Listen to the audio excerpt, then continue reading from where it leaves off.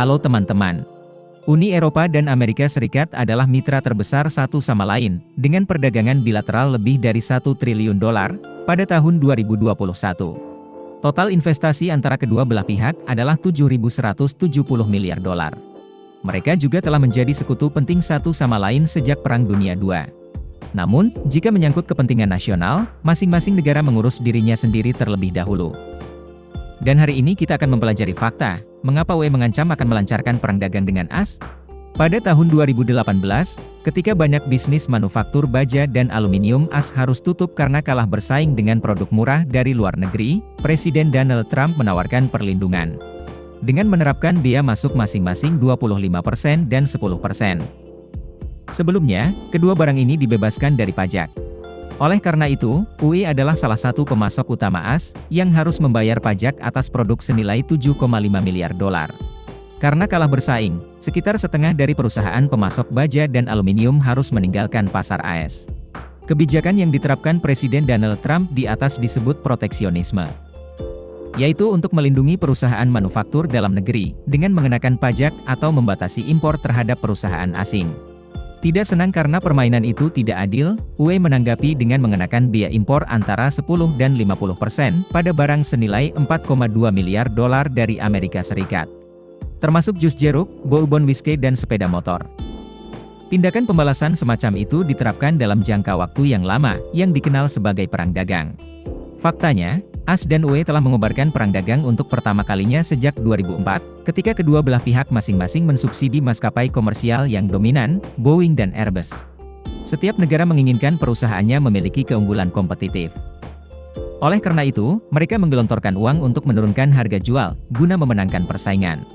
Akibatnya, kedua belah pihak merugi, ketika keuntungan tidak maksimal. Saat ini, konflik yang disebutkan di atas telah diselesaikan sebagian.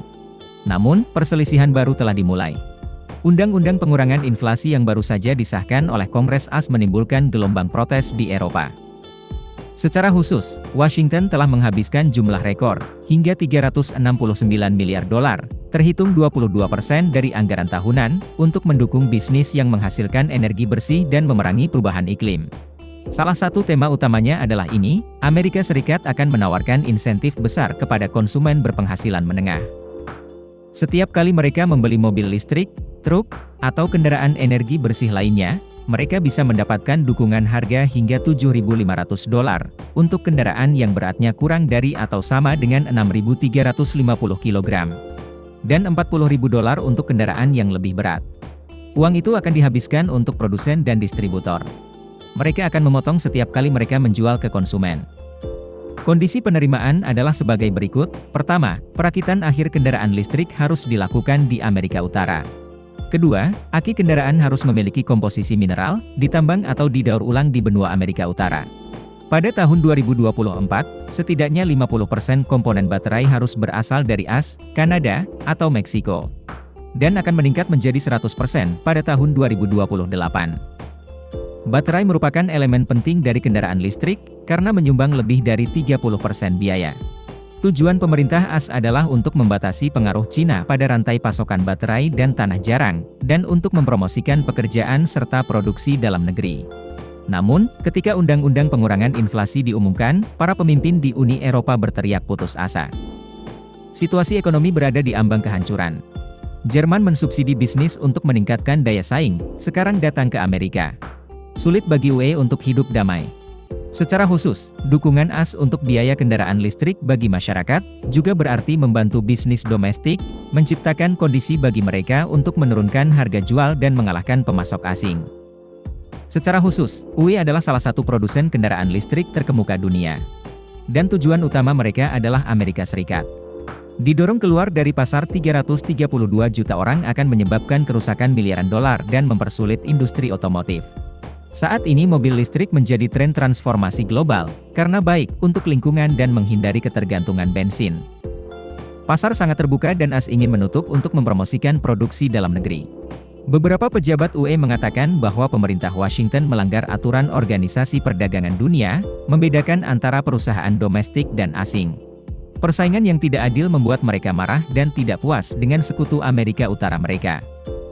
Sekarang, Undang-Undang Pengurangan Inflasi AS telah disahkan dan hampir pasti tidak dapat diubah. Jadi UE akan memiliki 3 opsi untuk dihadapi.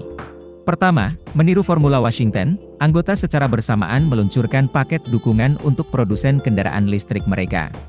Ini membutuhkan konsensus, menghindari kontroversi. Saat ini, seluruh UE sedang menghadapi krisis energi. Pemerintah dalam organisasi harus menanggung biaya rakyat, dengan meminjam utang. 7 negara besar di serikat berada dalam bahaya kebangkrutan. Oleh karena itu mereka tidak akan menginginkan lebih banyak tekanan. Jika Jerman, Amerika, dan Prancis melakukan hal yang sama, mereka akan benar-benar runtuh.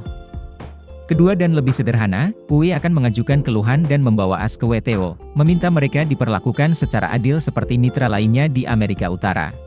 Saat ini, Amerika Serikat tidak memiliki perjanjian perdagangan bebas dengan Uni Eropa. Tapi mereka punya dengan Meksiko dan Kanada. Produsen kedua negara ini juga menikmati insentif yang sama seperti di AS. Karena aliansi itu, mungkin Washington akan berpikir ulang. Jika gagal, upaya terakhir akan diterapkan. Negara-negara anggota UE secara bersamaan mengenakan tarif pada barang-barang yang berasal dari AS dan meluncurkan perang dagang baru, yang merugikan kedua belah pihak. Di tengah perang Ukraina yang belum menunjukkan tanda-tanda akan mereda, pertikaian antara sekutu barat akan menjadi bahan tertawaan bagi Rusia. Secara ahli, jika pembuat kebijakan di AS dan UE ingin mengurangi ketergantungan pada impor Cina dan Rusia, mereka harus menemukan cara untuk memperluas perdagangan satu sama lain, bukan saling membatasi. Akibatnya, perlindungan bisnis domestik pemerintah Washington tampaknya tidak sesuai untuk saat ini. Video berakhir di sini. Terima kasih semua untuk menonton dan menyukainya. Jika menurut Anda videonya bermanfaat, beri kami suka dan berlangganan saluran untuk mendukung kami.